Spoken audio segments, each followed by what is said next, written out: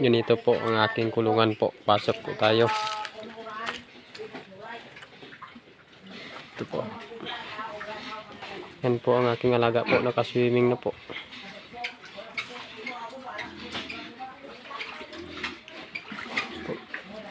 Dito po kasimple. Kapag may swimming pool yung kulungan mo, nakaswimming po. Ayan po, nakaswimming po yan.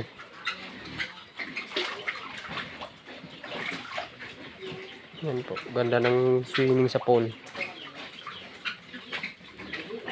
Dito po kaganda kapag may swimming pool yung kulungan mo. Yan po.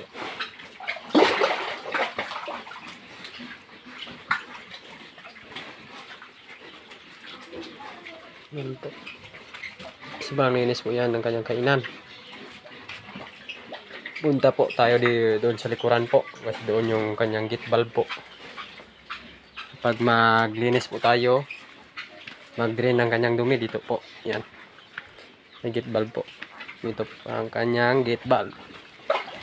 Ito po, open home lang po yan. Nalakas lang po yan. Ganyan po. Simple. Ito po yung isang gate valve sa isang kulungan. Yan po.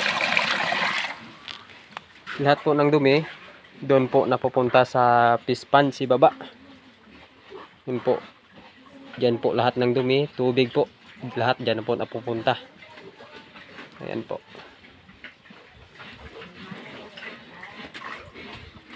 Ayan po. Ito po ang aking alaga, nakaswimming po. Yan po. Swimming po, minitan siguro.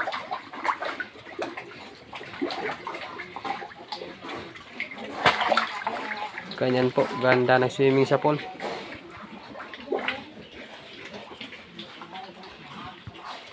Ayan po.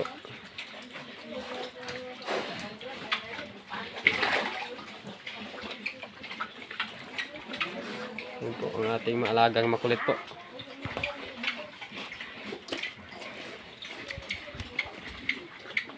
Ayan po. Balik po tayo doon.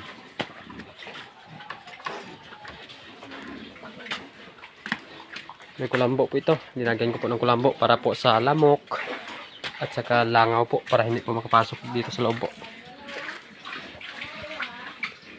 Yan po, kasimple. Ganyan din po kaganda yung alaga mo kapag may swimming pool yung kulungan mo. Swimming lang po yan. Ganyan po. Lagay po tayo ng tubig sa ating hose. Yan po. Punta pa doon yan. Yan lang po.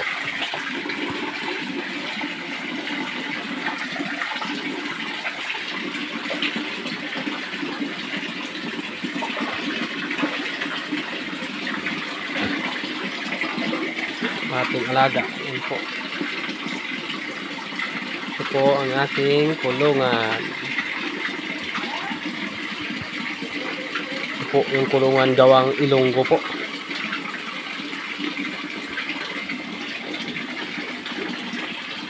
Ito po aking yung lalagyan ng feeds.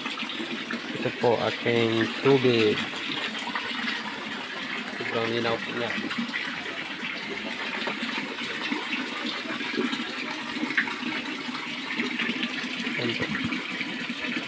Bahay lang po yan.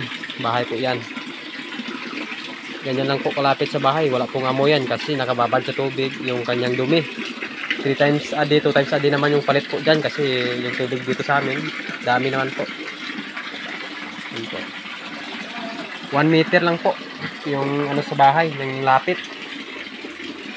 Hindi naman maamoy po kasi may swimming pool naman po yung kanyang dumi. Nakababad lang po yan sa tubig. Yan. Ganyan lang po kasimple ang ating kulungan po. Thank you po. Yan.